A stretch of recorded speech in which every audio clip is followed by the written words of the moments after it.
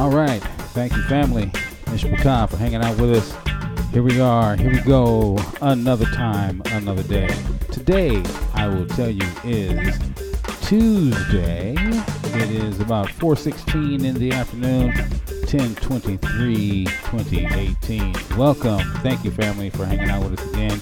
Again, you may see some things that we may use considered for fair use, which could be copyrighted motion pictures, videotapes, video discs, and under certain circumstances we use these without the authorization of the copyright holder because we're using it for criticism, news reporting, teaching, and parody. However, we don't make fun of anyone.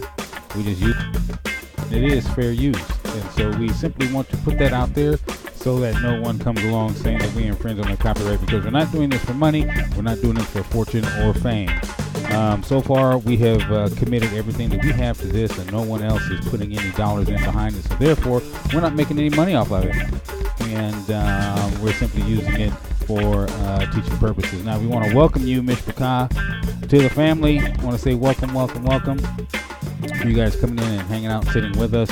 We have a few things we want to go over today, and not so much as teaching, but as far as getting into what I normally get into, and these studies that we do and that I do and that you join me on as we come along this, you will find, and we all find, that we end up going down this road and we end up finding certain things, and as I do, I make notes so that I can kind of stay with the pace of things and go with it and train of thought, which I can so easily do. So anyway, family, we're going to start to move into this, and I want to say thank you again for hanging out with us, and we're going to go ahead and start to move forward.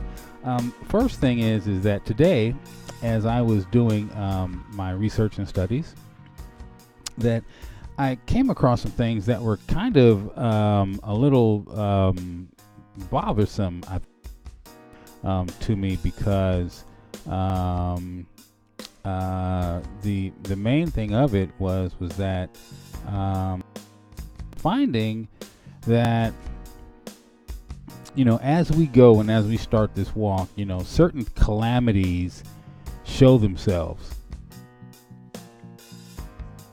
and we'll find that as we do this walk, there are, how do I say this, temptations and situations that present themselves to get in front of you to try your spirit to see how you're going to handle things. Now, most times the Most High will let those things occur. Some of those are for teaching. Others are He's checking you out to see how you're going to handle it. And then others are just straight up evil. The enemy is attacking you. So, we got to kind of be aware, and that's where discernment comes in, pay attention to what it is that's in front of you. I typically pay attention to my surroundings, who's around me. A lot of times, a person might walk past me. They might see me with my head down, but I see you.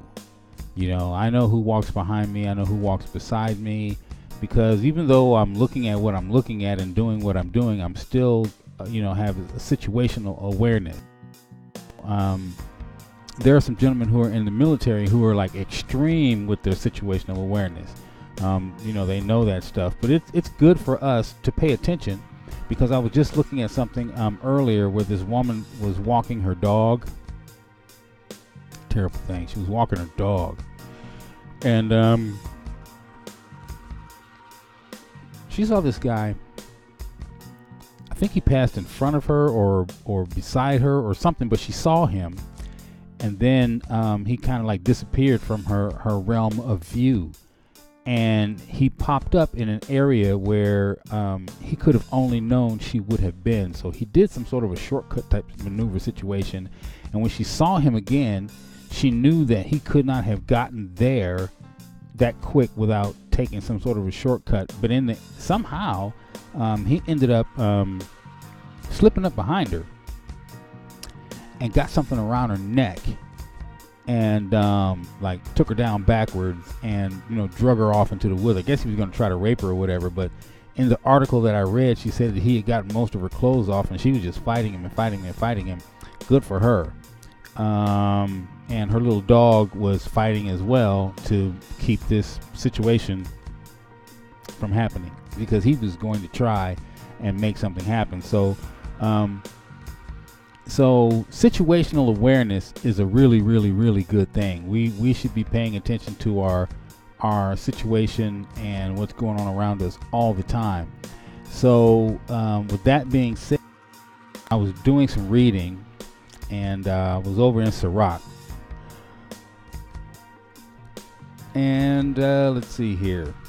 I was over in Sirach, and okay, so we're not going to get to that yet. It's on my notes. I'm thinking ahead of myself. It's on my notes. But we're not going to get to that yet. Maybe I do want to cover that. Yeah, why don't we do that? Let's get to that, and then we'll just get that out of the way. So first of all, over in the pseudepigrapha, you guys know I use this quite often. The pseudepigrapha, P is in Peter, S is in Sam, EUDEPIGRAPHA.com. Pseudepigrapha.com is where I am, and we're going to be looking at the wisdom of Sirach. Anybody can see that? It's the wisdom of Sirach. Okay, it's going to be down here in the let's see, I had it up earlier.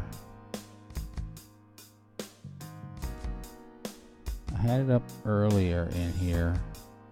Oh, it's in the, look in the Old Testament Apocrypha. It's in there. So yeah, go scroll down and you'll see it just above the wisdom of Solomon. So it's 1, 2, 3, 4, 5, 6, 7th from the bottom of the Old Testament Apocrypha.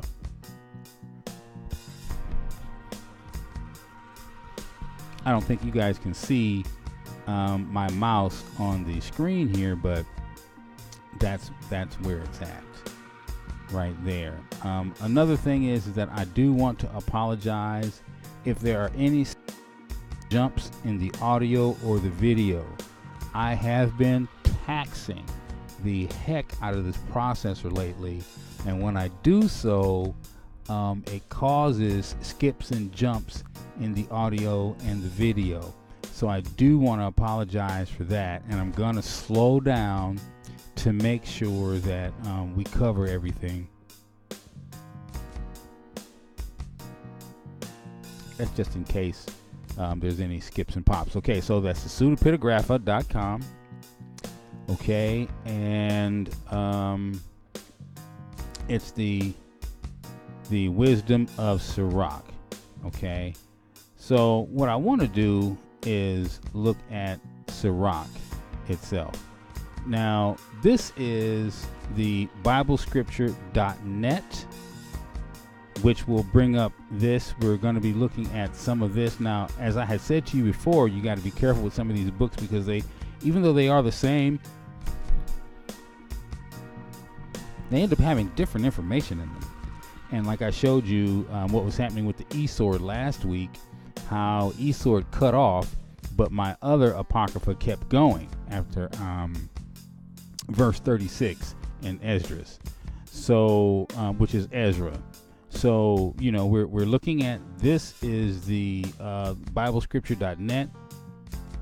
You can look that up, biblescripture.net, and you will see this. This is the book of Sirach, and I'm using this to show you the both reason when I'm trying to bring up these particular web pages. These web pages don't want to show, but I can bring up any other web page that has nothing to do with the word, and it'll show perfectly.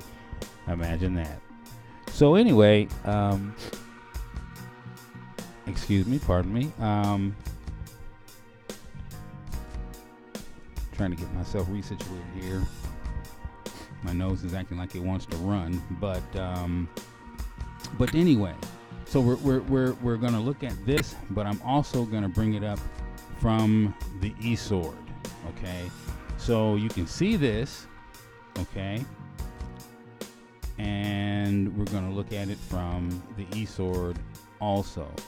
Now, in the eSword, let me go over here because this is where I actually am. Okay, so here is the BibleScripture.net, and the other one that you saw was from the page itself. So again, the eSword, so that we can see what these things are.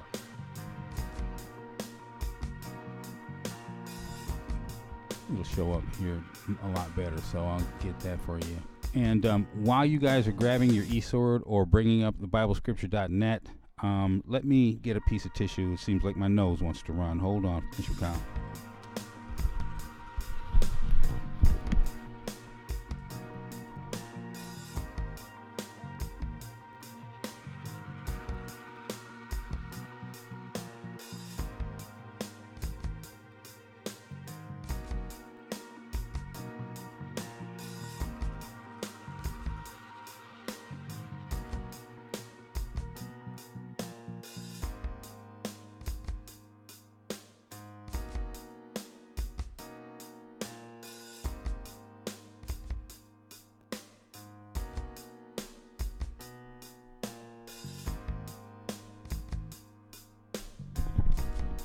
Okay, I'm sorry. It seems like it tends to be that time of the season, and I'm not one to get sick. Anyone who knows me will tell you I eat too much hot food for that, but periodically I'll get a sniffle or something, and when it happens, if I do get sick, I don't have a long duration and it's not very severe.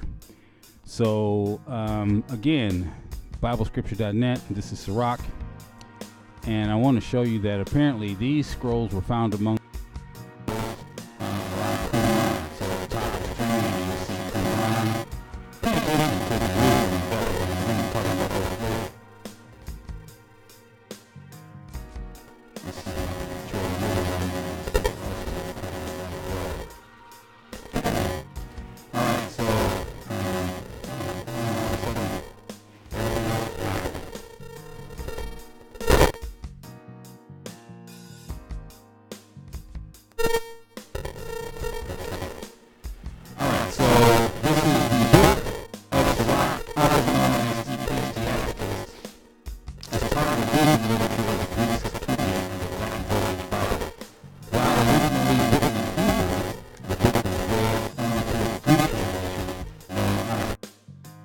that.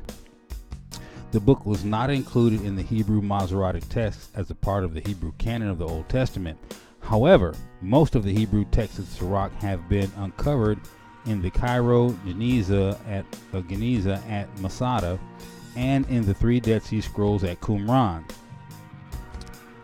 Second Qusur designates Sirach from Cave 2 at Qumran.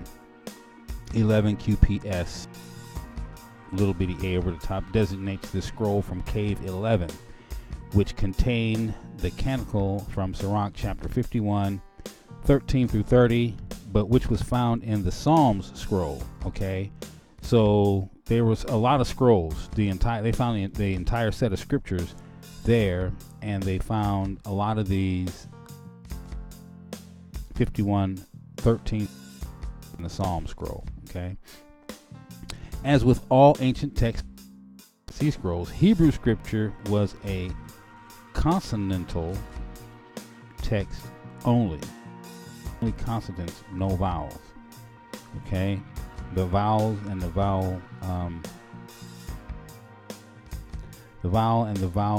points were added later, is what I'm trying to say for you. It was only consonants that were in the Hebrew scriptures. It was the way that it was read which led you to understand what was being said there, because the combination of consonants would make up what would be a vowel in the Paleo Hebrew alphabet. So a manuscript with 6 chapters of Sirach was found at Masada. Survivors following the destruction of Jerusalem in 70 AD fled to Masada, a fortress on a mountaintop or a mountain plateau built by Herod near the Dead Sea. Okay, so let's see. There's Masada. Okay, so they left Jerusalem. See Jerusalem up here?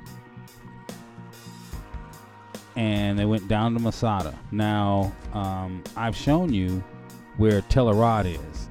Okay, we've gone over this before. I'm not even going to go there. I just want to bring this picture back so you can see what they're saying here. They left Jerusalem up here, and 70 AD, when Jerusalem was surrounded, they bounced and slid down here to a hill, to a mountain fortress in Masada, which is very, very possible. Could be that Tel Arad situation as well, because that's a fort as well. And let's see. I don't know if I can. Let me see. I want to see if I still have it, because I took a lot of things out, trying to conserve some resources for you guys on this. But I think I took it out. All right. So we'll go back. Let's go back. And so let's see. There's a fortress on a mountain plateau built by Herod near the Dead Sea. Okay, so Ben Sirach, the author, was a devout man of wisdom who lived in Jerusalem about 200 BC. The first 43 chapters of the book provide moral instruction and common sense gained from experience, fitting of wisdom literature. As with the book of Job, the author notes the beginning of wisdom is the fear of Yahuwah, okay, the Most High. Chapter 1 on wisdom, chapter 6 on friendship and discipline, chapters 25 and 26 on wives and women, chapter 42 on a father's care for his daughter, and representative of the first section.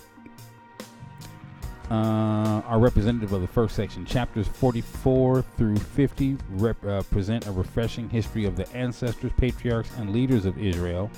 A 51st chapter concludes the book with a prayer. Okay.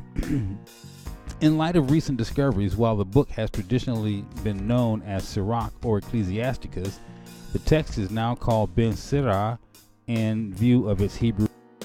Okay. This is the Cabernet Sauvignon, a red wine, and this is something that we are to take, and we can partake of for medicinal purposes or otherwise. You see, Christ himself drank wine. I don't get full off of it, and I don't get lit off of it.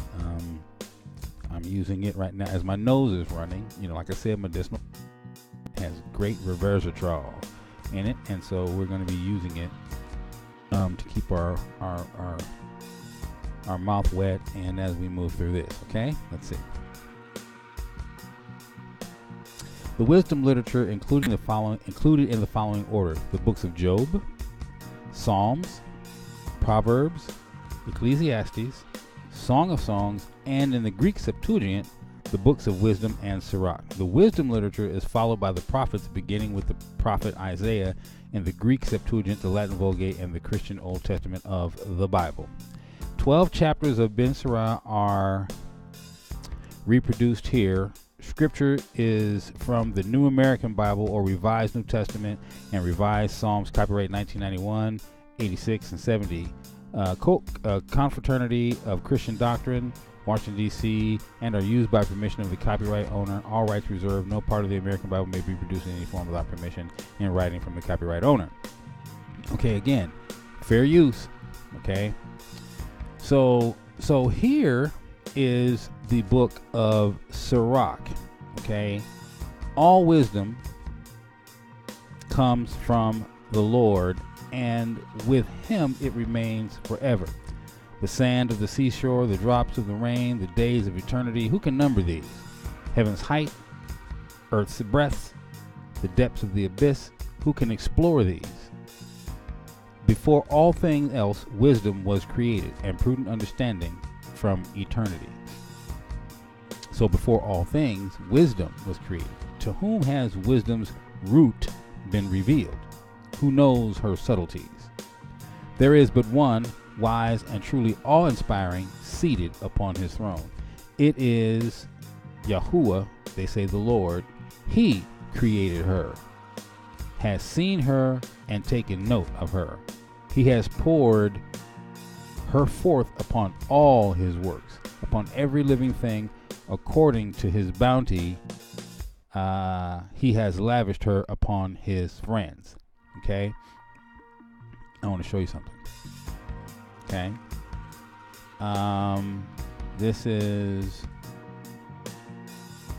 Sirach, Let me make sure which one we're seeing here.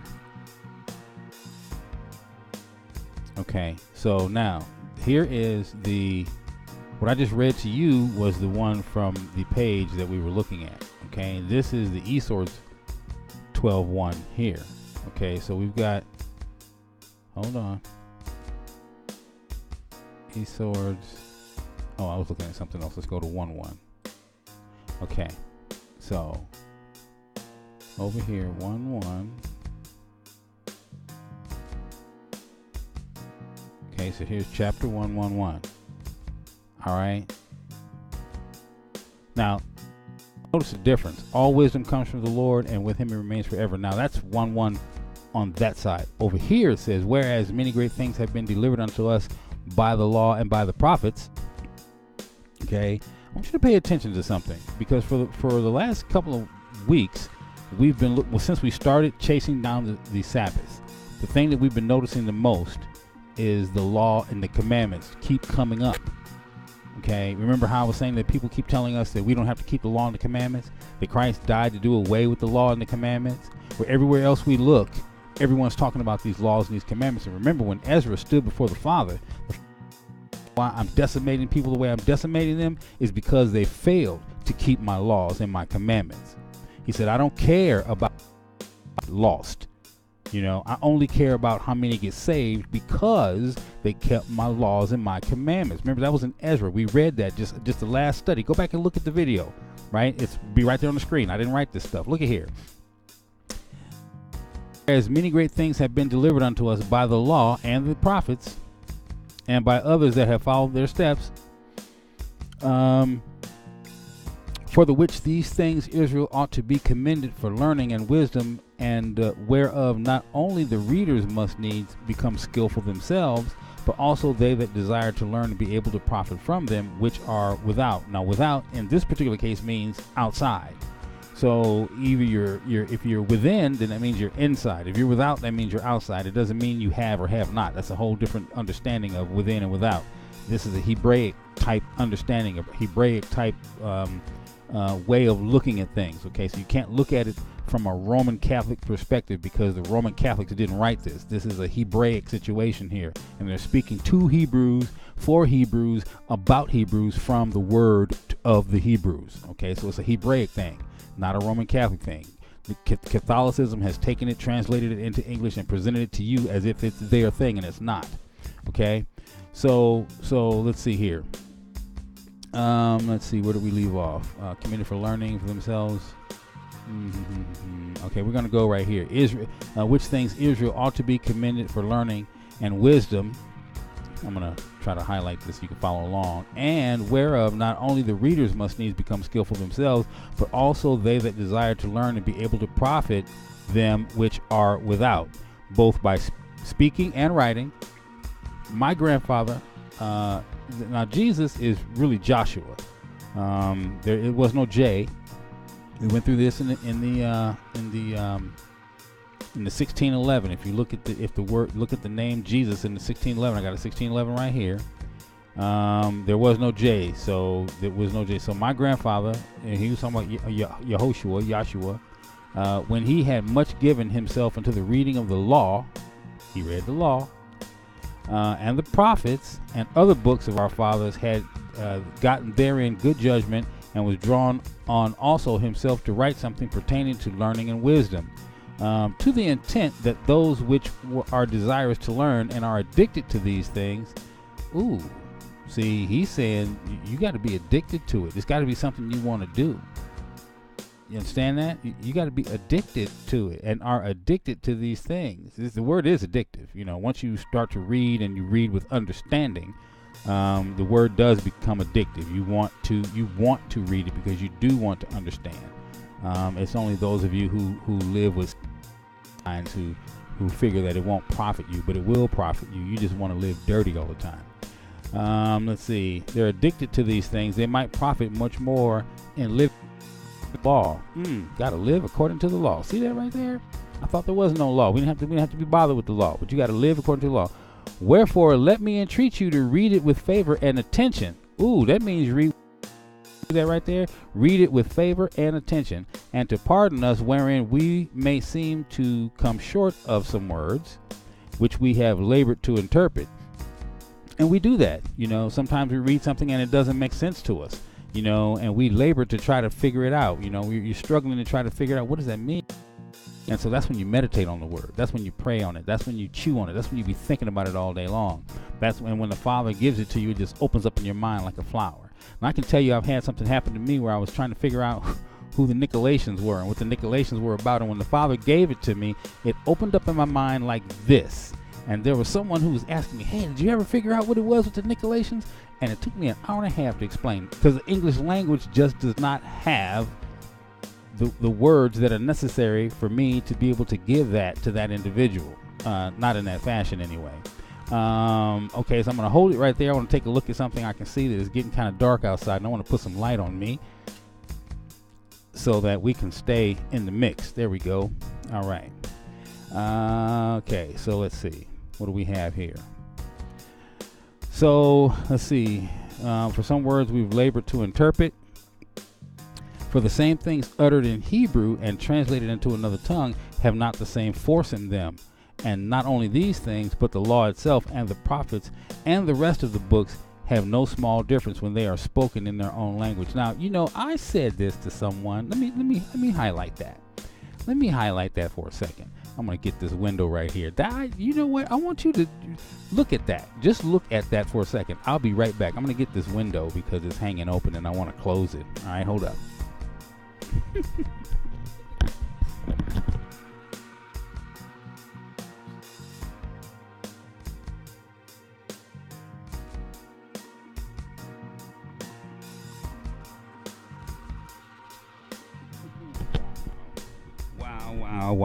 Wow. I said that to someone. I just said that to someone.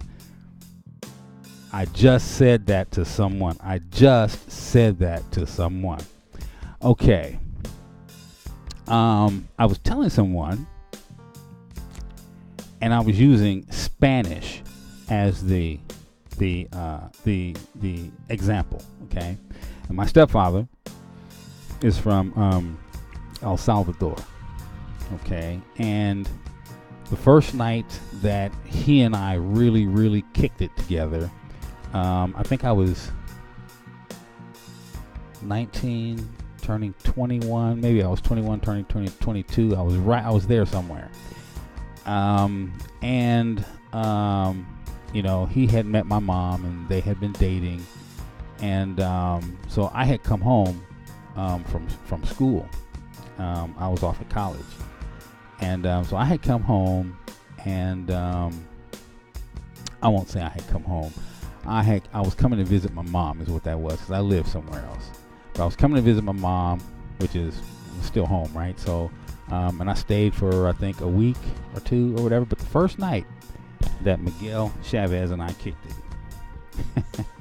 he was speaking Spanglish, broken English and Spanish, and my Spanish was non-existent at that point.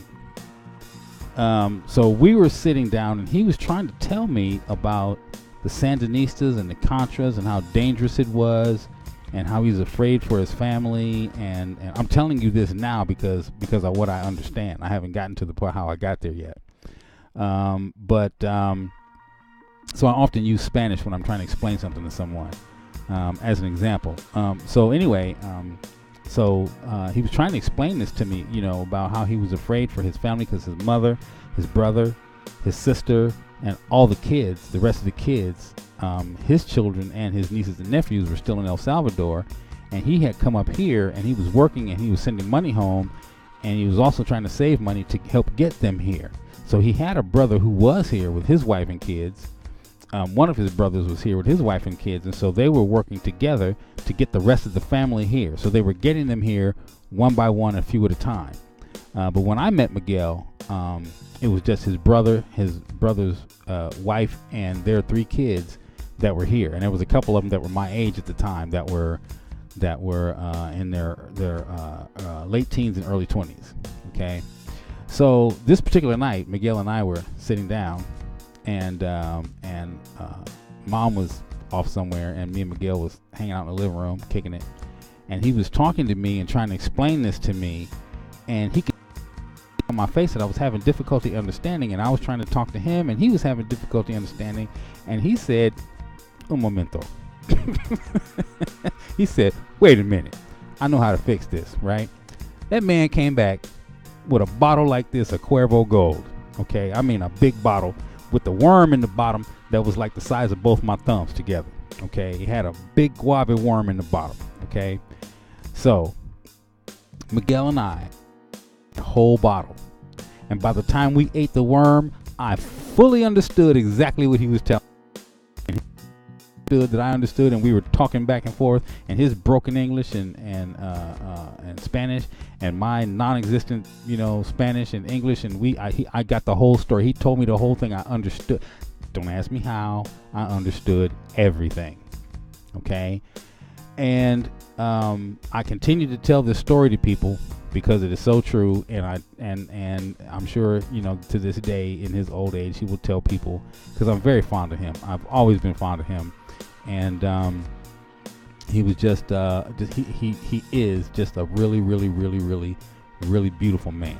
Okay, so when I meet these Hispanic gentlemen, I have one that I work with now who's almost 80, and you wouldn't almost 80, but he's a very wonderful man, and a very, very, very nice, gentle, peaceful man. So I use this because I use the same approach when I talk to him, because his Spanish is the same, and my Spanish is no longer non-existent, but it is still muy poquito. Okay, so anyway, I'm saying that to say this. Listen, for the things uttered in Hebrew and translated into another tongue have not the same force in them. So I say this, is that when things are, the word was written in Hebrew first, okay, then it went to Syriac and Aramaic, right? Then into the Greek, and then into the Latin, and then into the King's Good English. Okay, so Hebrew first, then it gets translated and some transliterations into Syriac and Aramaic, and then it gets translated again and some transliterations into Greek, and then it gets translated with some transliterations again into, and then it gets translated again and then some transliterations into the King's Good English, the 1611 English. Okay, so if you understand how many times what I just said to you, the translations and the transliterations, this is what I'm saying here. A translation is a word that comes directly across. Okay, and this is why I use Spanish, right? You can go from zapatos to shoes.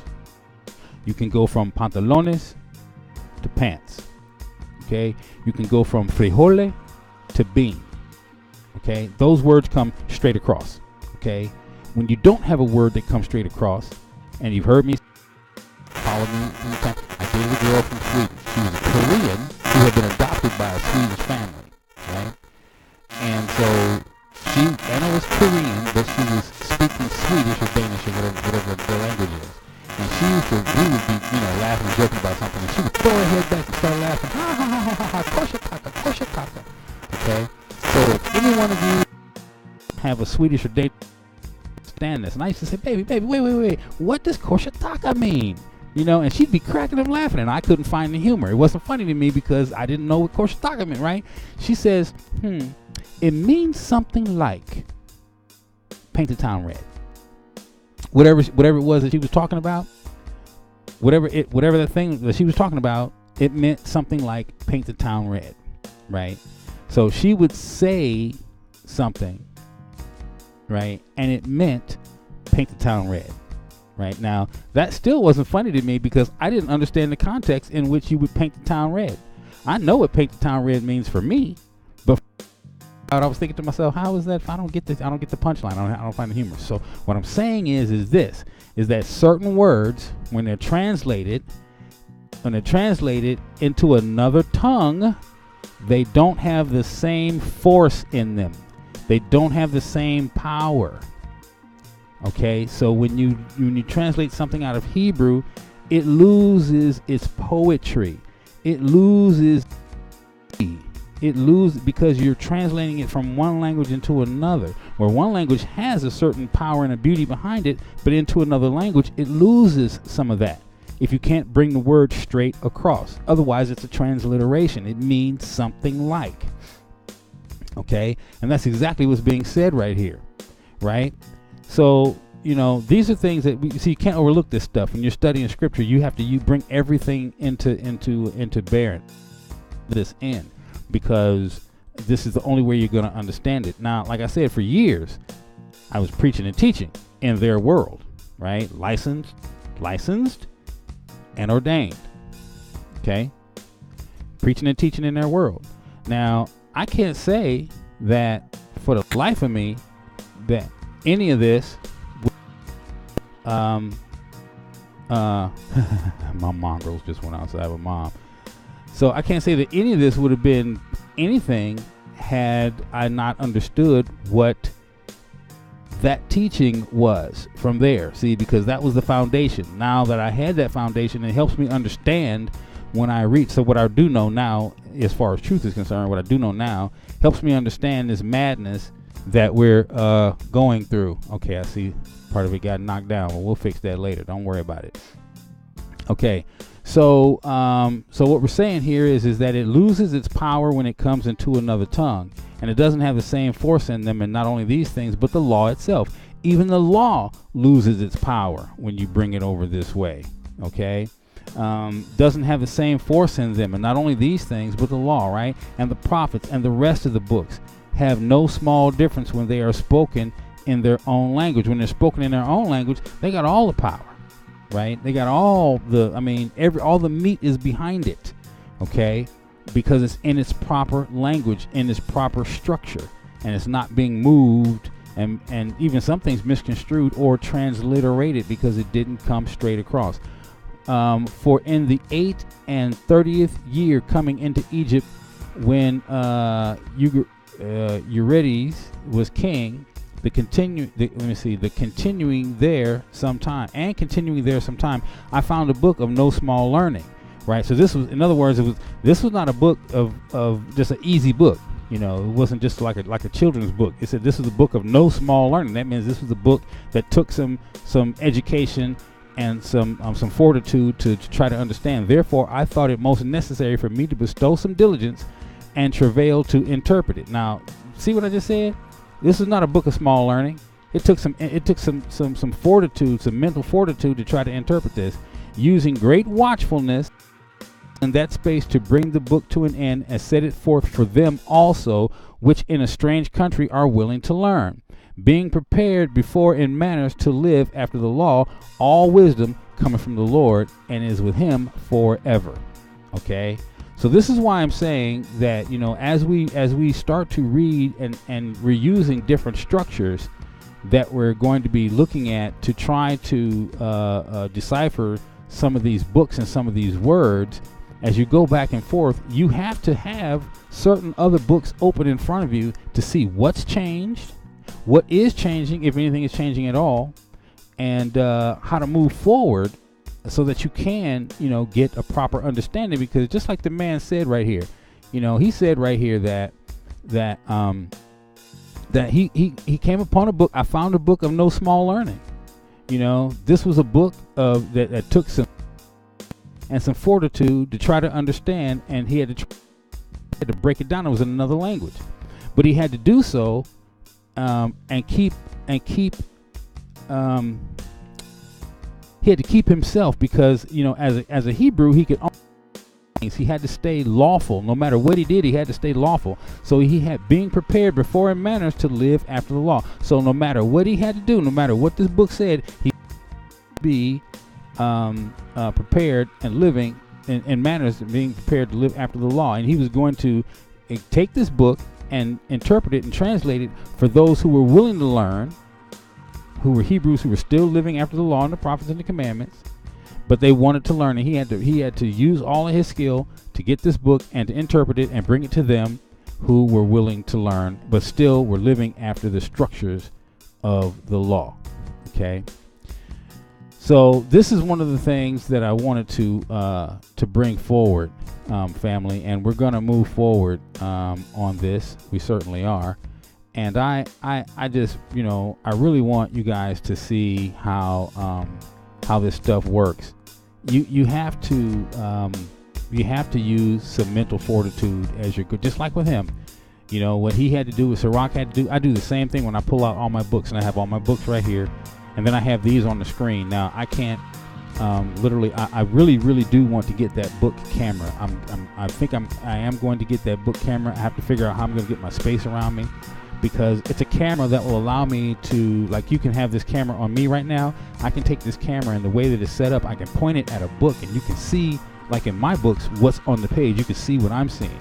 But for now, I have to use things like what I have on my screen here, so I can try to share with you and what I'm seeing. But as I said before, even in my books, some of these things, I have to use, what I find here on the screen, what I find on the internet, what I find in other, extra canonical books. Like I go to the Catholic website. Over here at the Pseudepigrapha, you'll see that I'm actually using this Pseudepigrapha right here. This is what am I saying? This right here. This is the Church of the Latter-day Saints. Okay, this is theirs. This is what they use. Okay, look right there, the Church of the Latter-day Saints. And if you go to pseudepigrapha.com, you'll see it. This is the Mormons. This is Mormon. See, and they're known for keeping records. Okay, now I might not get down with them about what anything they believe or anything else, but they keep records, and that's one of the reasons why I track with them, because they do keep records. They have a genealogy records. They know who everybody is, and they know it for a reason. Now I still don't know what that reason is. I have my suspicions, but I'm not saying anything until I know for sure. Okay, but they know who everyone is, and they have the DNA, and they've got the records, and you can't see them unless you're one of them. If you're one of them, you can go to the temple, and I think once a year they let strangers in, let them come look around, and then that's to kind of give you a taste and a wet your whistle and hope that you'll want to join their family, and then you can do some things. But like I say, they look. This is a list of all the books. If you don't have the books, they have them, and they put it on a website for you to get, so you have no excuse. you still have no excuse. I don't have the money to go buy it. Okay, well, the Mormons made it available to you on a website. Okay, you don't have to go buy it now. The only thing you have to do is just pay attention, because just like Lucifer tempting Yahushua out in the wilderness for 40, told him the truth, but every truth he gave him came with a twist of a lie, with a twist that made the truth the lie. Okay, and then every time that Yahushua answered him, he said, "It is written. It is written. It is written." See, he never spoke of himself. He always said, "It is written. It is written. It is written." But if you don't know what is written and where it's written, how can you speak to that? Right? So the reason why I continue to do these things like this is to give you to be able to see where these things are and how they stack up, and you can go get them. Okay, so I'm going to take a break right here, right? And I want you guys to hold on for a second, and I will be right back.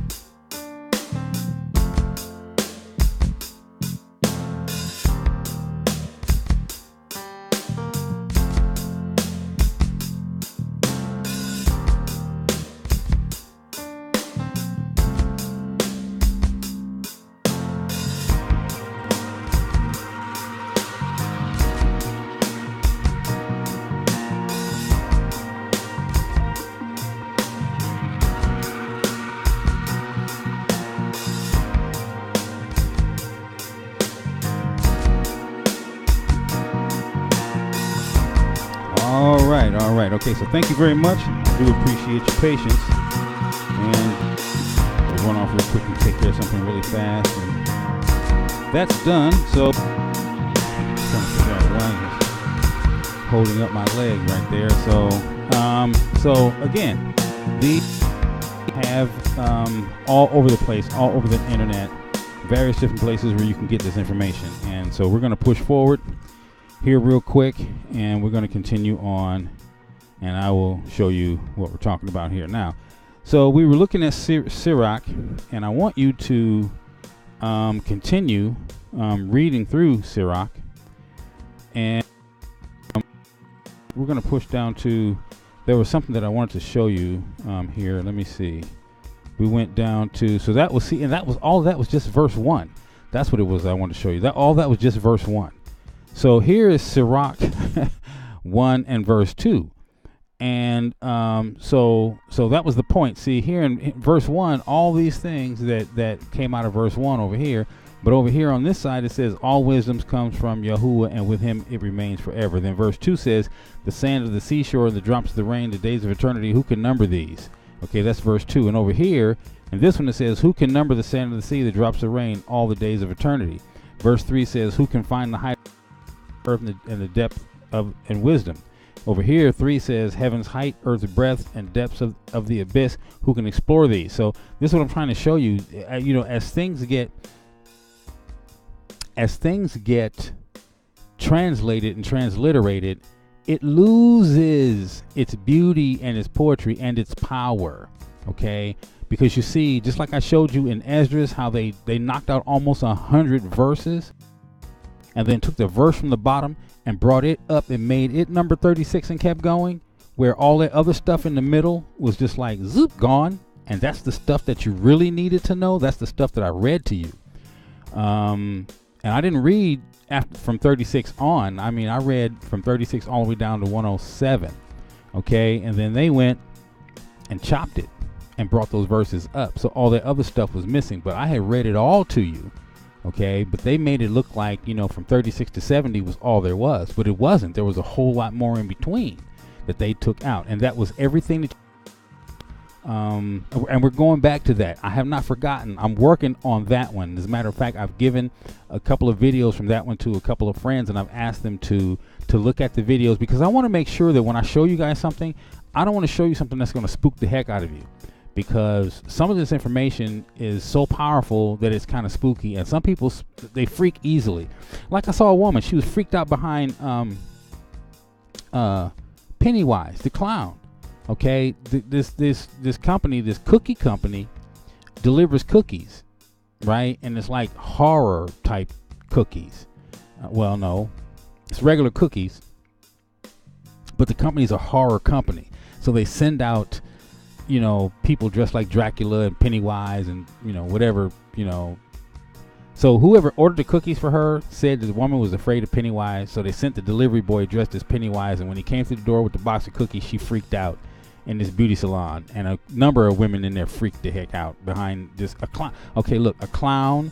Remember how a couple, everywhere you would look, there'd be somebody standing there with a clown. Well, some of these guys are crazy. They were doing stupid things, but for the most part, it was just people out there trying to scare people. So here we come on Halloween again, right? Halloween is coming up in just a week or so, and people are going to be out here again dressing like goblins and ghouls and all this satanic pagan madness. Okay, but that's, if you do that, that's what you do. That's fine. That's, no, if you do that, that's what you do. It's not fine, you know, but that's what you do. Okay, it's not of Yahuwah. It is not of the Most High. Demonic. It is satanic, and if you participate in it, you are participating in a satanic ritual. There it is. Okay, I said it. I don't care if you get mad about it. It's the truth. Look it up. Okay, if you can get on Google and you can look up any and everything else, and you can post all this madness that you post on Facebook, you can look up the real stuff too. So don't get it twisted. You know, you're messing around with powers that you can't even think of dealing with, right? So you're out there playing on Halloween. If you ever feel, you would come out of your skin. You would come unglued, right? Because you're playing with powers that you don't know really exist. This stuff really exists, right? And the question is, what side of the fence you're going to play on this side of the fence, because there's safety over here, right? I'm being covered and in the power. See, and I want you to understand, you can't be out there playing on Halloween and then talking about you're a believer also. You can't serve two masters, right? You can go to church all you want to. Going to church don't save you. Going to church won't save you. There's more devils and demons in the church, and starting from the pulpit to the back door, than there is anywhere else, right? So don't get it twisted just because you go to church, right? This is something that you have to live and believe. You got to live it. You got to believe it, okay? Now, I might say and do some harsh things, right? But harsh things. And right here in Scripture, you know, I can read to you a lot of said and done harsh things. When it comes to living this way, you're supposed to hate. I mean, totally hate. But hate's not good. God is a God of love. Yeah, but he's also a God of war. Okay? And he hates sin. And he hates sinners. And he hates people who are debaucherous.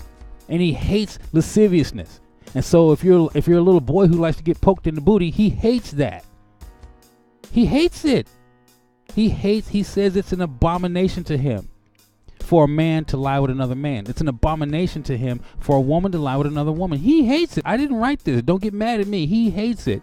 Right? And so there's people who say, well, they don't want to read the scriptures because, you know, they don't like God. They don't like the way he, you know, because he made me this way. No, he didn't make you that way. He made you the way he wanted you to be made. Trust me. If he had wanted you to be a boy, a wingding. If he had wanted you to be a girl, you would have wings between your legs. Okay? You made a choice to become what you wanted to become. And the sad part about it is in 1979, I keep telling you, I have this document. I'm going to show you guys this document. My nephew keeps telling me not to show it, you know, but I'm going to show it. You know, I have heart and the faith enough to believe. I'm going to show you the document where they said in 1979, they said, you know, the day is going to come when you're going to see this. We're going to be your doctors and your lawyers and your judges, you know, and you better watch how you speak about us because we'll be sitting right next to you and you won't even know it. We're going to turn your sons and daughters, we're going to turn your daughters and your sons. We're going to flip everything on his head. And you better watch how you speak to us because we'll be sitting right next to you. We're going to pass laws to make it impossible for you to speak against us. That's what they said in 1979. I have the document. I'll show it to you. So people say, oh no, it's a parody. They were just poking fun. They didn't really mean it. Okay. We'll just look around today. Okay. How many of you parents are saying, well, that's just the way Johnny is, so we just have to accept him? No, that's not the way Johnny is. But you go to church every Sunday, get on your knees and pray to God. And you say in your heart, I just don't understand where we went wrong. But you're going to accept Johnny the way that that's just the way he is. We ask the Lord to see. The problem is, first of all, the problem is that's not your book. Secondly, you're living outside of the law and the commandments. So even if it was your book, you'd have to be living within the law and the commandments in order for it to work for you, right? See, so you think I'm wrong, right? So a Samaritan woman came to see Yeshua at the well, and the disciples were trying to drive her away. The scripture says you can read this in Mark, right? She was a Syrophoenician by her nation. And she said, you know, Master, my daughter's at home with a devil. You know, she wasn't asking anything for herself. She said, Master, my daughter's at home with a devil. And he said, it is not fit for the children's bread to be given to the dogs. Okay? He called her a dog. And she was a female, so you know what that means. So you say I'm harsh, right? I'm telling you what he was saying to her, right? It got translated into English, so it's being really nice.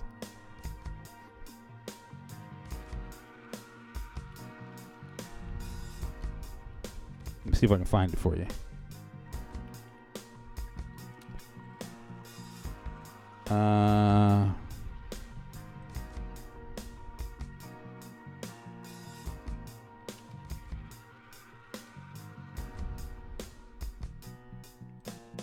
in Mark.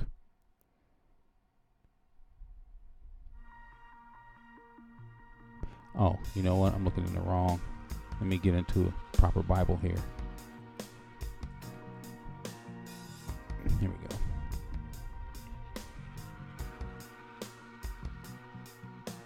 Matthew, there's Mark.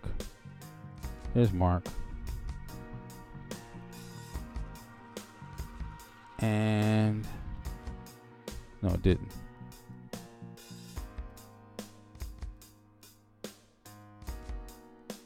Pull. No, it's not available in translation. It is available in that translation. Brenton's. I'm not in Brenton's. I don't know why they didn't pick it up. I'm looking right at it. I can't tell you how many places that you other nations have been called dogs by the scriptures. I just can't tell you how many places. It's wild to me how people seem to think that this isn't speaking to them, but it is. All right, so Sirach, let me go back over here. All right, so supposed to jump right to it. It didn't jump right to it. All right, so let me do this. We'll go there. We'll find it ourselves. We'll do it like this. Let's go over here.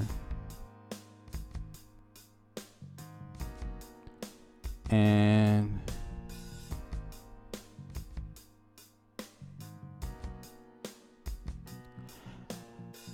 so, and from there, that's what thence means. And from there he arose and went to the borders of Tyre and Sidon. Okay.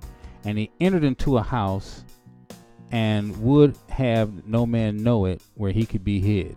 Right. So he went to the borders of Tyre and Sidon, and he went into a house, and he didn't want anybody to know he was there.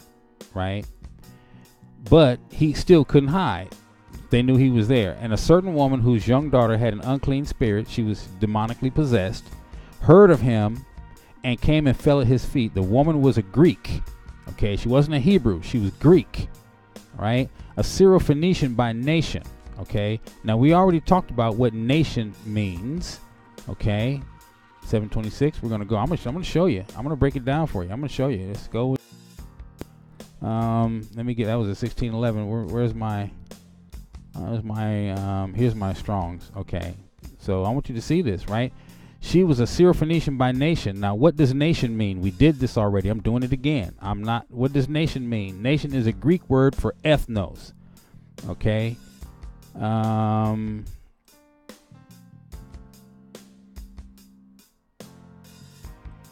It's a Greek word for ethnos, right?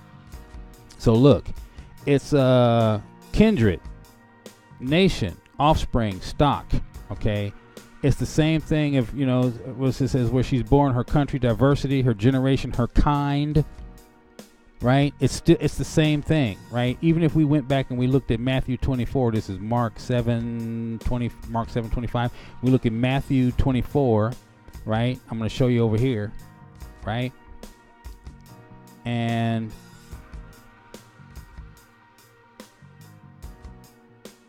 right here. Here's another nation, right? Ethnos is where we get our word ethnicity. All right, look, a race, same as of the same habit. This is a tribe, specifically a foreign, non-Jewish one. That's a foreign nation, usually by implication, pagan, Gentile, heathen, nation, people. Same thing, okay? Same thing that we're looking at, right? So you might be looking at this and thinking that it's different, but it's not. It's the same thing. It's 725, right? So a certain woman, right? What was she? A Syrophoenician by nation. This was her people. She was a Syrophoenician. She was offspring. Her nation. It's the same thing, right? It's who she was. She was a Syrophoenician by nation, and she besought him that he would cast forth the devil out of her daughter. Okay? So we're going to jump back over here and get them out. I just wanted to show you that so you can see it, okay? So this woman said, cast forth this devil out of my daughter, please, I beseech you, please, please, please. And Yeshua said unto her, let the children first be filled. What children?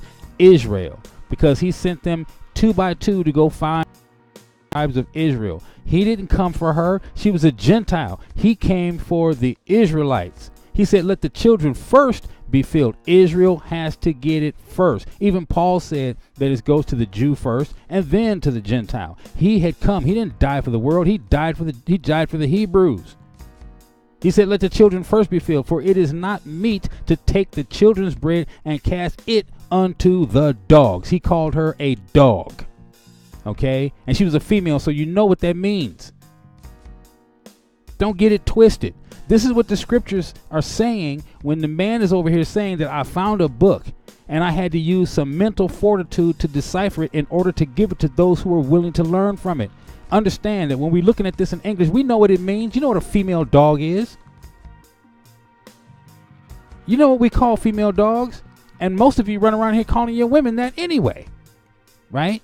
And then the women call us dogs, so I guess we all on all fours out here walking around, running around, woof, woof. Okay?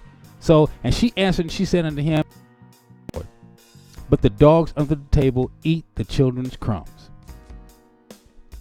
And he said unto her, for this saying, go thy way, the devil is gone out of thy daughter. Okay, over in Matthew it says something else. Over in Luke it says something else. But the same situation happened. It's still the same woman, right? 3 of us can sit down and see a car accident, and we're all going to see the same accident, but we're going to see different things of the accident. So I'll say the car was dark. You might say the car was, well, I think it was blue, still dark, right? You might say, well, I don't know, it was dark. The car might have been black, still dark.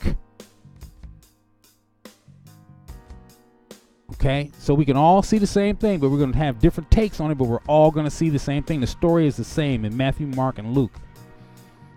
It's the same, okay?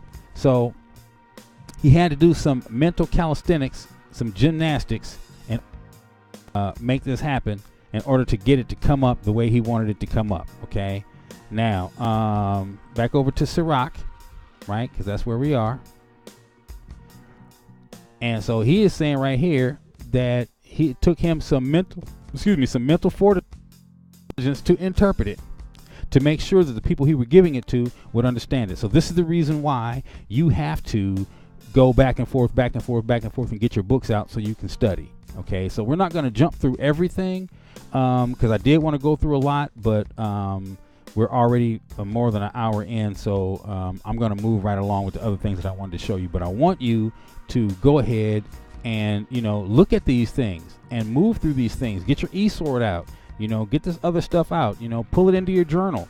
You don't have to pull it into your journal like I did. I only pulled it into my journal here is because when I don't pull it into the journal here, then you're not able to see it because the way that page shows up in this on that side. So if that page showed up any better, I wouldn't have to do it this way. But because this page only shows up this way, this is the only way that I can show it to you, for you to be able to see it. So I wanted you to be able to see this without it being blue letters on a black background. And, so I had to get it out, copy it out and paste it into my journal so you guys would be able to see it better. Okay. Now that's all I'm saying. Do your due diligence and get your study on. Be like Timothy, study to show thyself approved, a workman that needs not be ashamed, rightly dividing the word of truth. Okay. Wet my whistle on that one. Now that's what we do. That's how we do it. That's what we're supposed to do. And that's the reason why I keep leaning on this way for you guys, is because I want you to get your study on, get your study on. Okay.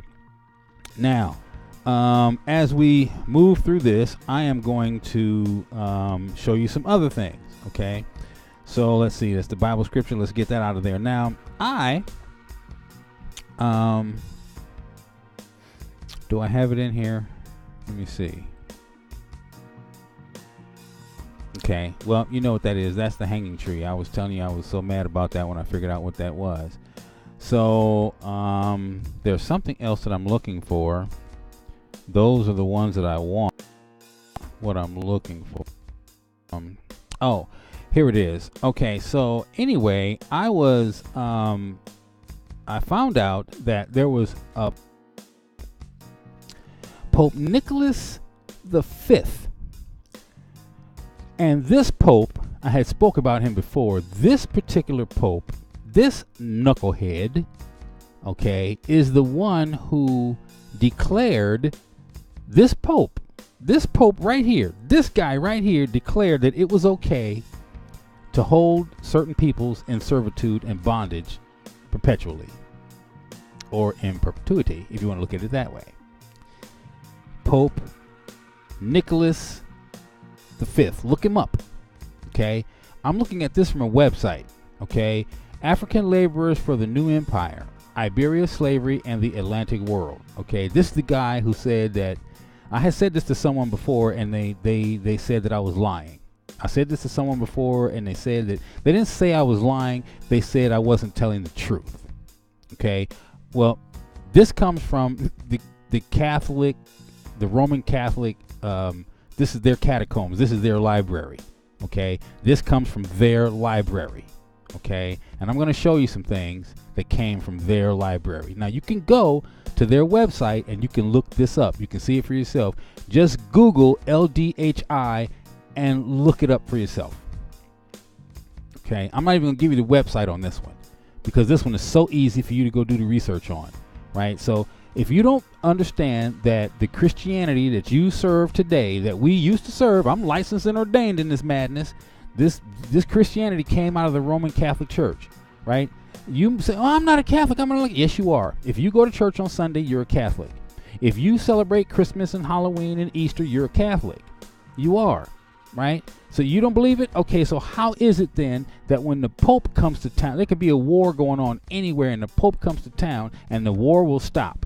You will hear the news say the world's Christian leader in the United States, and he has a meeting with the president.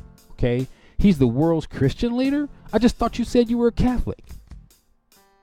Didn't you just say you were a Catholic? Then how is he the world's Christian leader? All contemporary religions that worship on Sunday are out of the mother church from Rome, which is the Catholic Church. It's Christianity. Do they not have the same Bible? It's Christian. Come on now, use some mental fortitude. All you got to do is think about this. The Roman Catholic, the Pope sets the order for everything that's in the Christian church. You don't believe it? Try to defy him and teach something else and see what happens to your denomination. Okay? TD Jakes can't, he won't do it. Creflo Dollar won't do it. They know better. They know better because they know where their money comes from. Okay? So I'm going to show you something. Okay, we're going to go back over here. And I want you to see this, because you have to understand this. You got to know this stuff, right? So then I went down into Nehemiah. Okay, got into Nehemiah, right? And I was looking at Nehemiah because Nehemiah, someone said something about, you can't be, all this, and you can't be all that. Well, let me tell you what Nehemiah did. Nehemiah was a prophet, and Nehemiah would whoop your ass. In Nehemiah 13:25, he said, and I contended with them and cursed them. Cursing is strong speech, okay? That's, if somebody's cursing you, that's strong speech, okay? He contended with them. That means that, he was up in their faces. When you contend with somebody, it's like you're fight. You're contending, okay? In this corner, there's a contender. In that corner is a contender. Ding, fight. That's what a contender is. He was contending with them. Don't get it twisted. Use your mental fortitude and read this stuff. This is what it means. And he cursed them. And it says he smote certain of them. That means he punched them, right? And plucked their hair. Now they're fighting. Now they're fighting. If you're punching and kicking and pulling on hair, you're fighting, baby. It's a scrap. They're getting their scrap on right now. And Nehemiah, and he said, and he made them swear by God. He said he was kicking their ass so bad he made them swear by God, saying, you shall not give your daughters unto their sons, nor take them or for yourself. He was whooping their asses. Why? Because they got out of line. From the laws and the commandments, and Nehemiah stepped up. Read it. Go read it for yourself. I had to put it in there. I just wanted you to see that. Nehemiah stepped up and was kicking some ass for the Most High. Okay? Oh, that's not Christian. That's not Christian. Okay, so Christ knelt down and he braided up some cords, and then he started whooping some ass in the temple, started flipping over tables and kicking people out, talking about, you'll not make my father's house a house of merchandise. Huh? Huh? So now you want to say Christ wasn't Christian? Oh, Mr. Christian with your sensitive self, maybe you need an ass whooping. Get you some balls up in here. Because that's what it takes to walk this walk and talk this talk. It takes some cojones, baby. And if you don't have them, you should not even be doing this. This is when they talk about when he spoke with boldness. This is that boldness. I'm not afraid to say this. I'm not afraid to say it. You know what I'm saying? I might get into a fight out there in the street, but it'll be because of this. So this is what you got to understand. You cannot be afraid. If you walk in this walk, you can't be afraid to do this. I got lions out there walking around. I got warriors out there walking around. My brother said, look, we walk through their lands and they know who we are. In Palestine and Israel and Tel Aviv and Jordan, they know who we are when we walk through their lands because of the way that we walk. There's a lot of people over there walking around scared and timid. You never see me walking with my head down. When you walk up to me, I'm looking you straight in your face. You know what I'm saying? That's what it is. I'm not a scared man. I'm not going to live in fear. I'm not going to walk in fear. No one should. No one should. If you're a man, you're supposed to have some balls between your legs. You know, you're not supposed to be a girl and be like, oh, no. If you're a man, keep your head up. I don't care who you are. Keep your head up. You're a man. Especially in this society. Be a man. Please be a man in this society. If you're a man, please be a man in this society. You might be a little freaky, but be a man. You know, I mean, when you're out here walking among men, you're walking among lions. You know, lions know soft lions. And real lions take out the soft lions. Okay, you shouldn't be soft if you're a man out here walking around. You should be a lion, right? And you know who I'm talking to. So anyway, Nehemiah said he contended with them and he cursed them and he smote certain of them and plucked off their hair and made them swear as he was whooping their asses. Okay, so now we're going to move on. I want you to see this. This is the Pope that I was telling you about. Okay, this is a Papal Bull. Okay, do you know what a Papal Bull is?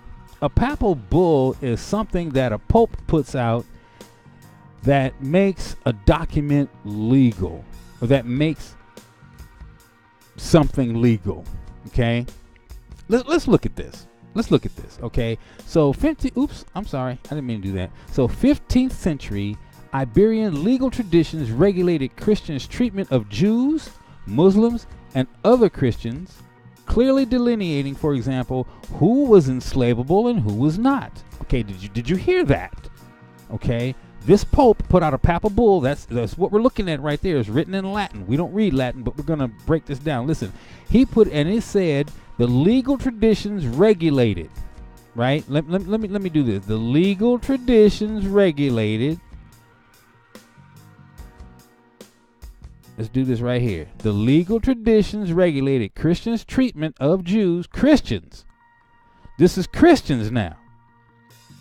Right? So we're talking about a Roman Catholic Pope who put out bull, which regulated how Christians, Catholics or Christians, could treat Jews, Muslims, and other Christians, clearly delineating, for example, who was enslavable and who was not. This was a Christian situation.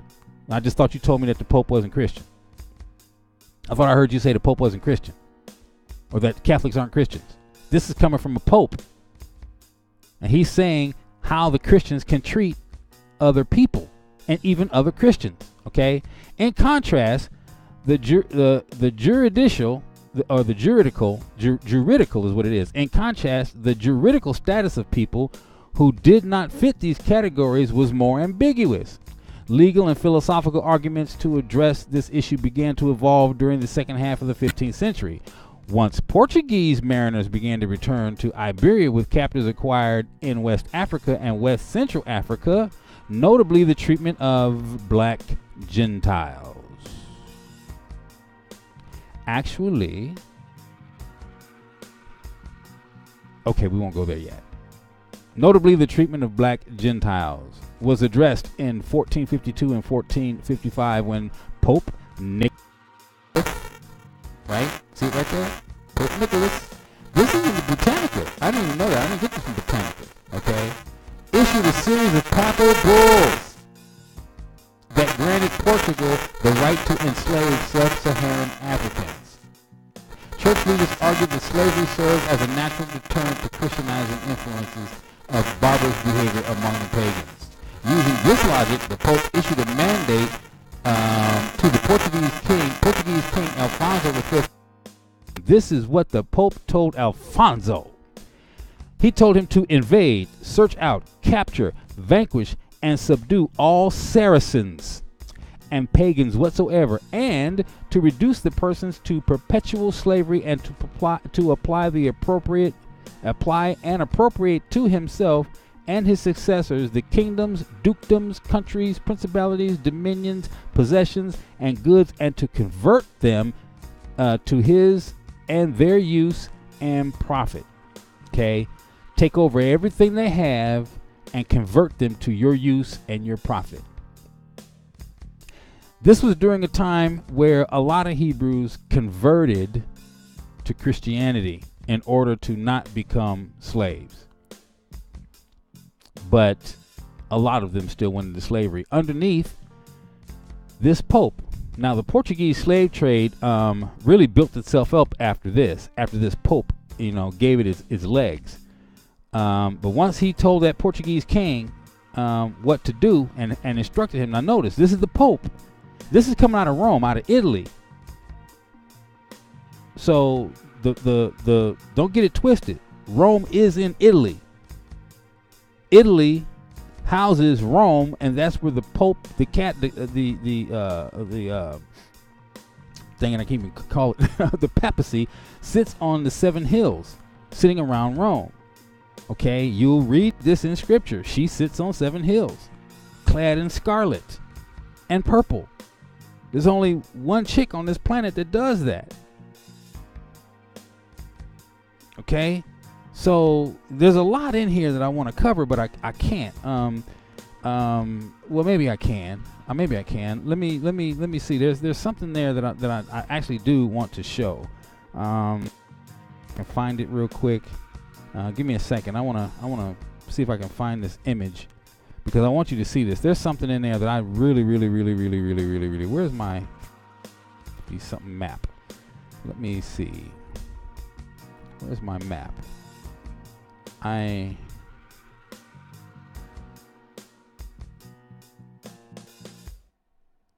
my 1477?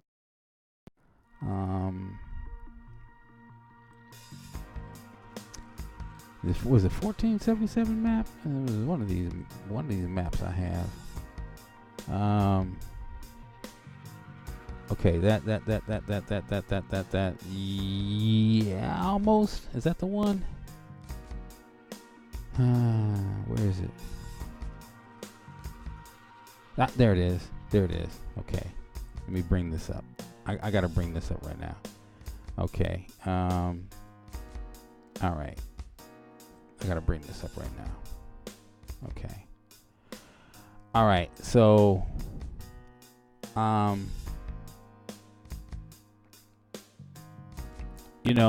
things got changed around in history in a major way, and I want to show this to you because there is some stuff that comes up in history. If you look at the top of this map right here, it says part of Barbary. Okay. And to the west of that, above the Sahara, this was called the Barbary Coast, right? So if you look at what he was saying over here,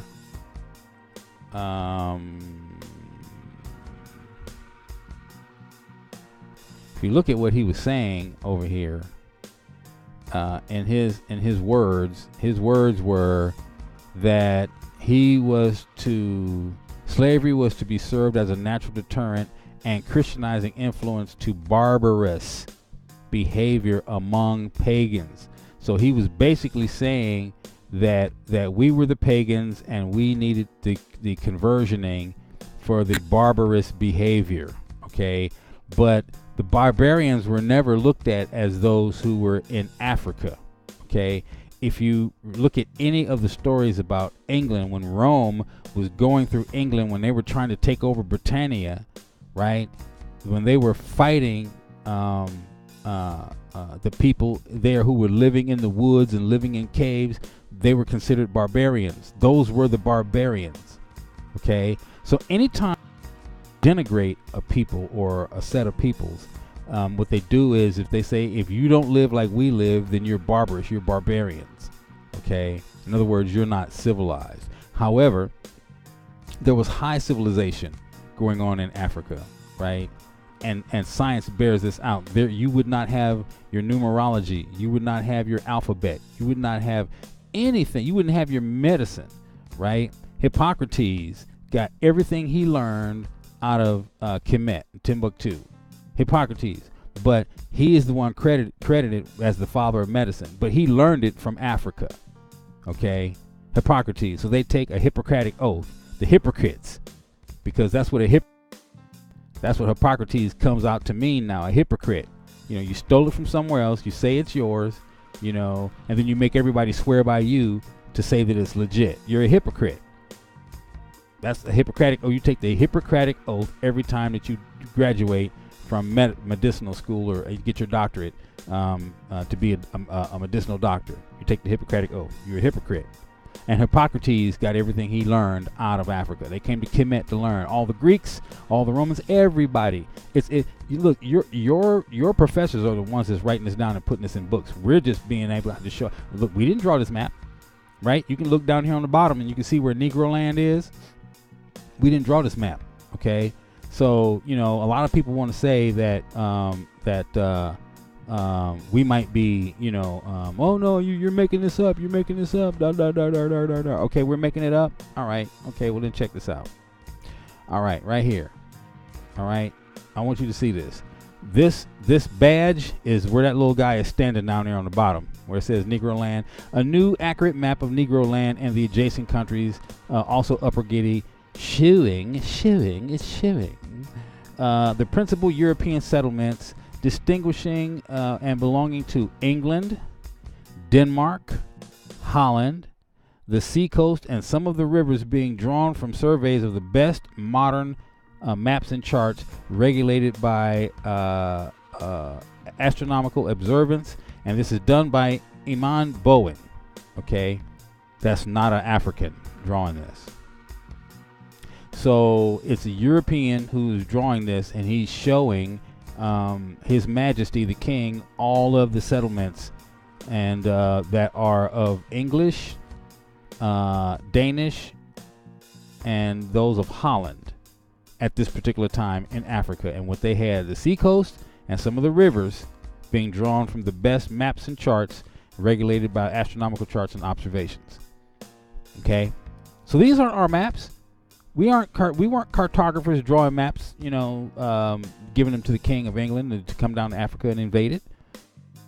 So all this stuff is being done for popes and kings.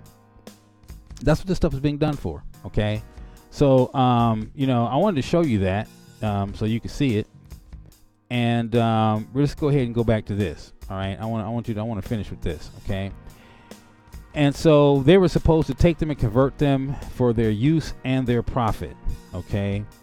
And then down here, we see that it's a papal bull of Pope Nicholas IV of the Fifth in Portugal, 8th of January, 1455. This is courtesy of the Arquivo Nacional. So it's the tomb, the national tomb of the National Archive. I'm trying to break it down in Spanish. I understand what it means. It's the National Archive tomb of de Torre, or whatever that is, in Lisbon, Portugal. Right, this papal bull legally granted Portugal the right to enslave any and all people they encounter south of Cape Bajador, on the coast of Western Sahara. About midway through the bull, the Pope declares all sub-Saharan Africans henceforth to be held in perpetual slavery. Did you hear that? This Pope said that anybody south of sub-Saharan Africa from henceforth can be held in perpetual slavery. Okay, now I automatically have a problem with that. I do automatically have a problem with that, and I'll show you why. Because where is my... Okay, I'm gonna tell you why I have a problem with it. I have a problem with it. Right off the top, I have a problem with it. You should already know. You should already know why I have a problem with it. And I'm going to show you right here why I have a problem with it. Because this is my DNA. Okay? Right? And you see that purple? That tells you right what's going on with me. 78.1% sub-Saharan African. Okay? So I know who I am. I already know who I am, right? So, you know, that's the bottom line right there. Now, that other little 30%, you know, comes off my dad's side, and you'd be surprised to find that was the whitest black man, that was the blackest white man you would ever know. I'll put it to you that way. In 1926, with skin that looks like mine, who was ever going to believe that he was Caucasian? But he was. Who would ever believe that? In 1926, this is what was going on to anybody who looked like me in 1926. So my father was a wise man to keep his mouth shut if he wanted to live. Because if you look like me in 1926 and you told somebody that you were Caucasian, this is what might happen to you. Okay? Don't get it. I know what's going on, and I know who I am. Okay? Now, let's go here. Okay? This is what this Pope said, right? We therefore weighing in, I'm right down here. Okay, see it? Okay. We therefore weighing all and singular, the premises with due meditation, and noting that since we had other letters of ours granted among other things free and ample faculty to the aforesaid King Alfonso to invade, search out, capture, vanquish, and subdue Saracens and pagans whatsoever, other enemies of Christ. Who are the enemies of Christ now? Wheresoever placed, and the kingdoms, dukedoms, principalities, dominions, possessions, and all movable and immovable goods whatsoever held and possessed by them, and to reduce their persons to perpetual slavery. Though the Papal Bull mentions invading and vanquishing African peoples, no European nation was willing or able to put an army in Western Africa until the Portuguese colonization of Angola more than a century later. And even then, Portuguese forces received extensive aid from armies of Mbangala or Jaga mercenaries. Early raids, such as the one made by Gonzalves and Tristiao in 1441, were unusual and may have been only possible because the Portuguese had never previously raided the Cape of Bojador. Portuguese mariners soon learned that inhabitants along the Upper Guinea coast were more than capable of defending. Not long after his 1441 voyage, Tristiao and most of his crew were killed off the coast of present-day Senegal because people fought back. So when it comes to the subjugation and how you turn out an area and make it flip for you, you have to know what to do to the people in order to make it so. Okay, you just can't go in there and do what you think you do, because you're not going to be able make that happen that way. Okay, you have to know something about the people and a way to turn them around. And I know what they did to us. Now, other groups who were snatched up in this slavery, you see, because when I speak about us, I'm talking about the ones that came from Africa to the Americas. There was quite of others that went all over the world in other places, but there's a specific group of us, a very specific group of people who came off the west coast of Africa, who came only to the Americas. Okay, we didn't go anywhere else. They didn't take us anywhere else, right? They took this particular group of people to the Americas, and the Most High is so good because He made sure that, see, we didn't get scattered. So Israel the nation of Israel got scattered all around the world. Okay, but the house of Judah went to a particular place, right? So there's some Yehudi that are in different places around the world, but those who were taken in the slave trade, they went in a particular direction. Okay, some of the others ran from it and they ended up other places, like the Igbo are still in Africa, the Limba are still in Africa. Okay, so they're, they went, know who they, right? But the ones who came off the West Coast, that particular group came specifically to the Americas. We didn't end up in the West Indies. We didn't end up in the islands. We ended up here in the Americas. And so the Father knows, he knows where his children are. Okay. So you might not like to hear what I'm saying right now, but that's okay too. You can do your history. You can do your research. I know who I am. Okay. The problem is you don't know who we are. The problem is the rest of the world knows who we are. And if you are figuring it out, you're starting to have some problems with it. But that's okay. That's okay too. All right. So anyway, I'm going to show you this, and we'll just see how far we can get as we're making our way through this. Okay. Now, Africa in a regular map is always shown very small when it is much larger than what is always shown on any other map. So when you look at a Piri Reis map, you get a good of just how large Africa really is. Okay. But again, we didn't draw these maps. Okay. So there's some things on this map. Now, nephew and I, like I said, this started out, I was chasing the Sabbaths. I wasn't even planning on going down this road. Okay. But this is how the Most High does. This is what he does. When you're studying, he throws everything, that might work and help you understand what it is you're looking at and what you're going for. Now, a lot of this stuff that I'm showing you now, I did not even know. I recently stumbled upon. Now, a lot of people teach us that Israel is somewhere else.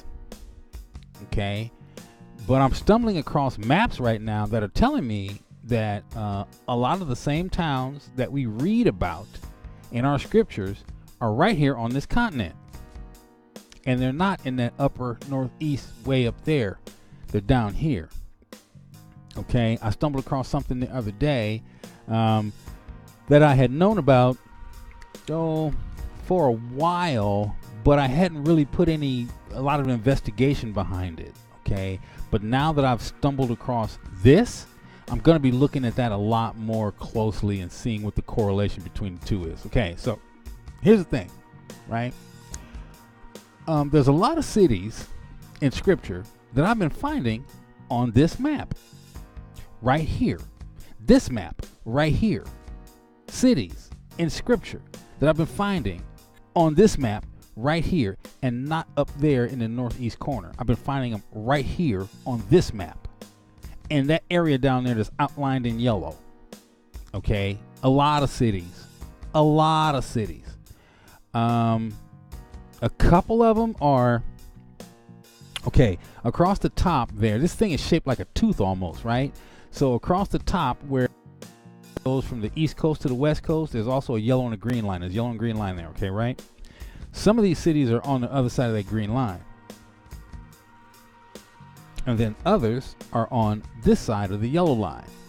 Okay. But along that ridge right there is giving me the northern and the southern kingdom of Israel. Hear what I said? So someone said to me one time that the map is upside, that south is north and north is south, that we should turn the map around because the map is upside down. It's been presented to us backwards. It's upside down. So if that's the case, then it makes sense to me that the northern and southern kingdom, that would make sense when I look at it this way, because some of the cities are on the below the yellow line. As I'm looking at it here, are below the yellow line, and other cities are above the yellow line. You'll see what I'm talking about here in a minute when I show you these maps. And if you flip the map around, that would make you the northern kingdom of Israel and the southern kingdom of Israel. And it's all right here on this map. And I'm like, wow. So then I started thinking, I'm like, well, who would move cities? I have to ask the question, right? Well, who would move a city? Why would you name? Oh, it's like, okay, well then, it's not unusual to me to find, cities, various different ones named. They might find a city here named this, a city that named there. I mean, just think about it here in the United States. How many different cities do you know that have the same name? I mean, there's I can tell you, I know of an Antioch in a couple different states. You know what I mean? There's a couple different Pittsburghs. We got a couple different states named Washington, right? We got a few different Maines. I mean, you can find different cities, scattered across our country with the same name. So I don't find that too hard to believe. But according to this map, it's just too many to be a coincidence. You know what I mean? I mean, it's almost like someone did the map to throw you off. Or they really did redraw the map when they did the Middle East and moved some cities and named some cities. Before agreement occurred and they were given Palestine, they really did redraw the map in order to throw us off. So if that's the case, that's what we need to drill down to. Where is the real land? Where is our real land?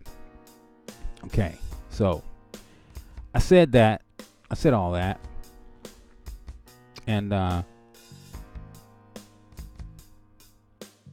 look at some photos here. Okay, this map is how I stumbled firstly across it.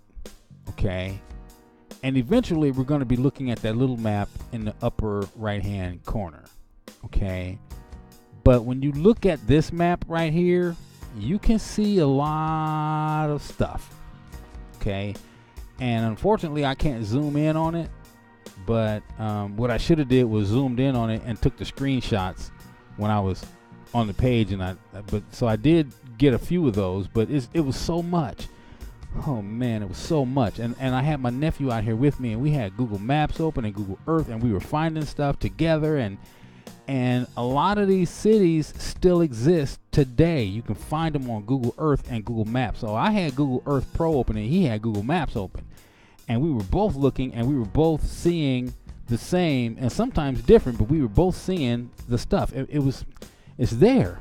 It's there, and it blew my mind. And so we went looking for a particular city and found it. Okay.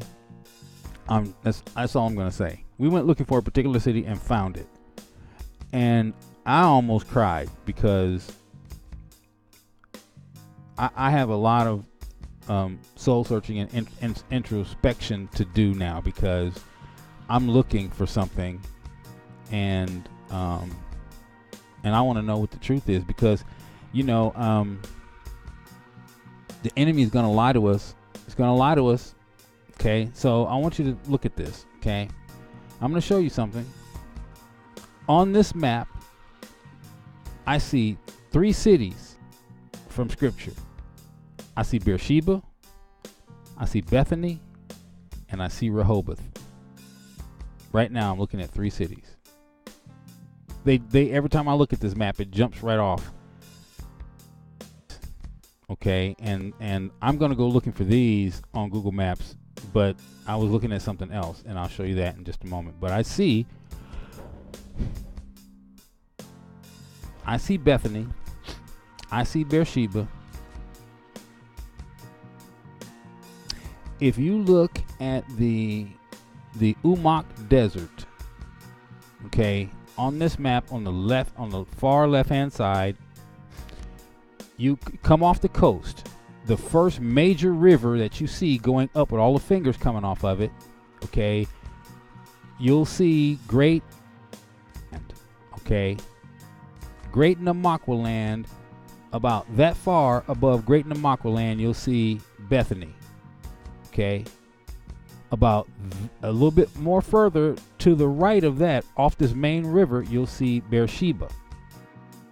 Okay, keep going up that river all the way to the top. Well, don't go all the way to the top, But as you go up that main river, there's nothing, and then all of a sudden you run straight into Rehoboth. Okay, so I mean, in my mind, what is that? Why am I seeing that? Isn't that supposed to be somewhere else? Isn't that supposed to be like miles away?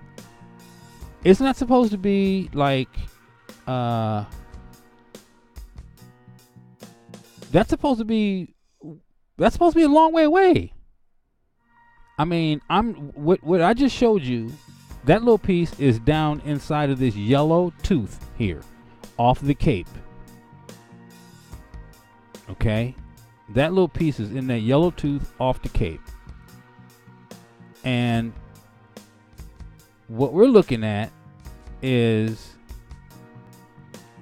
Bethany, Beersheba, and Rehoboth.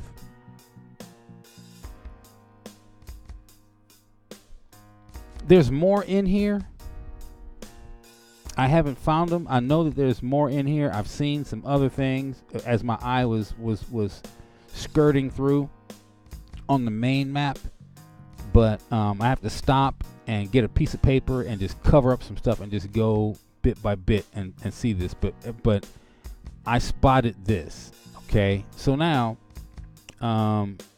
that's that you know.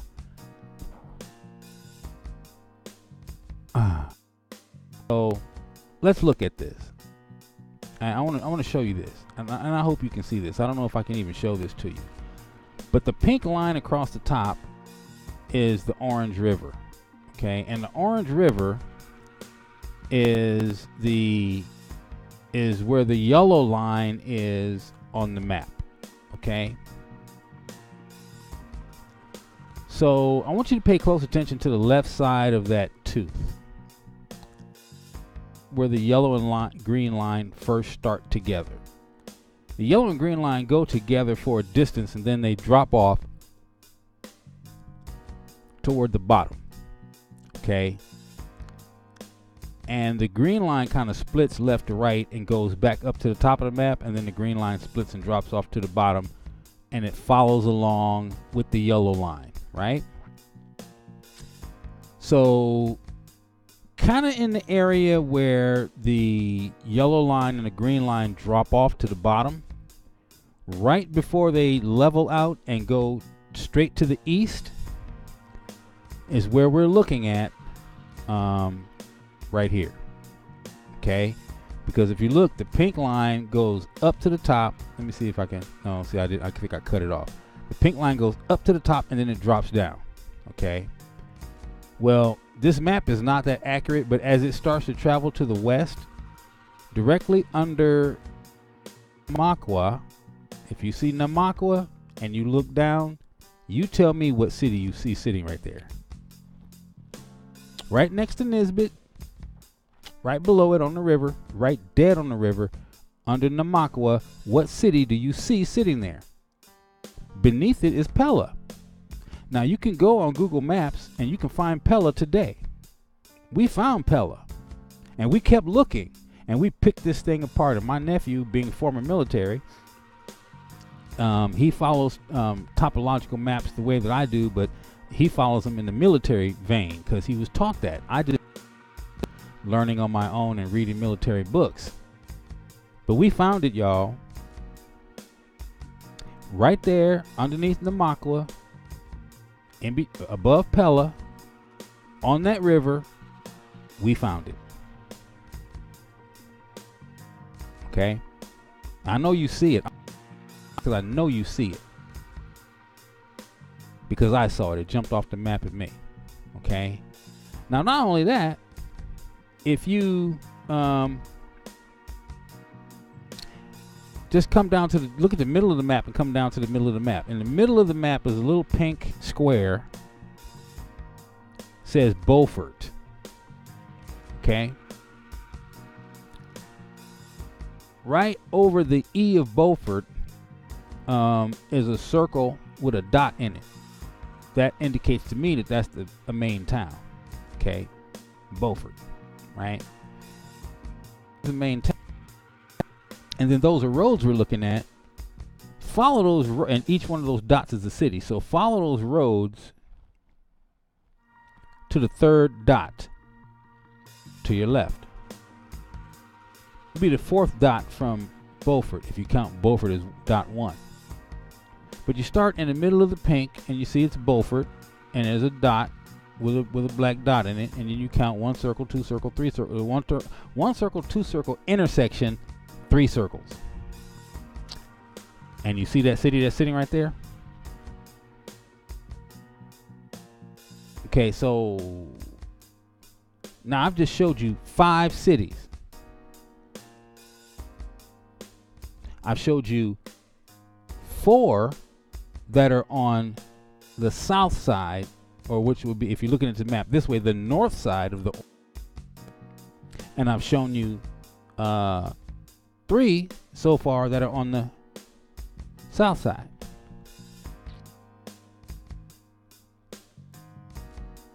So I'm just saying, why is all of this stuff there? What we're supposed to be looking at is here. Okay, so, and that's the Cape Colony. So, you know, so this is the reason why I do the research that I do, is because I want to know. I need to know so that I can make adequate decisions and I can move in proper directions. Okay, so with that being the case, I'm looking at this right here. Okay, with that being the case, then we have to look at let me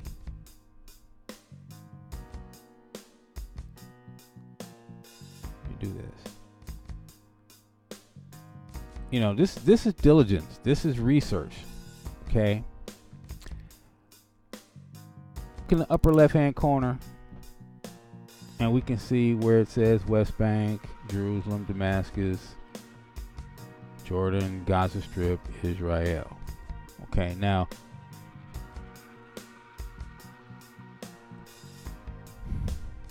I just showed you every one of those cities. Well, I didn't show you Damascus, but I certainly showed you those other cities. I don't know, you tell me. And you see, this is off of Google. I pulled this up off Google. I use Google Earth Pro. He uses Google Maps, but we still get the same thing, right? And when I showed you Telerod, I showed you Telerod from Google Earth. Okay, so I am on a quest. I'm on a quest, and I'm trying to find the truth. And you should be on a quest, and you should be trying to find the truth. Okay? And that's what this is all about. It's about the truth. I'm going to give you enlightenment. I'm going to give you scripture. I'm going to try to bring it to you in the realest way, because I'm not going to bump your head. I'm not going to stand there and preach at you for an hour and give you just something that you can't walk away with and use, right? If we sit here and we do this for an hour or two, then it's for a reason. It's because this is information that we need. And if you can't sit here for an hour and do this research, most of you can't. If you can't sit here for 2 hours and do this research, and most of you can't, this is not for you. I'm afraid you're going to be one of the ones that's lost, because you're not trying to seek. The scripture says, seek and you shall find. Ask and it'll be given. Knock and the door will be open unto you. You know, you got to be hungry. You know, like that word said a little while ago, you got to be addicted to this. And if this, then, you know, you're going to be lost, because the scriptures, I read it to you. Ezra said, the father told Ezra, I have no pleasure, and I have no, you know, I have all the ones that are going to be lost. I'm not going to be worried about them, because glory is in the ones who the few that were left, because they were trying. Glory is in the few that were left, because they were trying to find me. I read it to you in Ezra. He says, I don't care nothing about the ones that are lost. They're lost for a reason. They didn't care about me. They weren't trying to find me. So why would I care about them? That's said in the scriptures. You don't believe me? Go back and look at the video before this one. and I was doing this. The message from Ezra shocked me. Go look at that one. The message from Ezra shocked me. Go look at that one. He said, I do not care about the many that are lost. I only that they were the ones that are there for my glory. They were trying to find me. So that's what I got for you, family. And we'll be going deeper as we move into the next one. I just, you know, every time I dig into this more and more and more, I never can get enough of this. I never can get enough. It blows me away every time, every time, every time. So I'm going to leave you with that. And I hope that you got something out of this. Okay? I love you. We'll see you next time.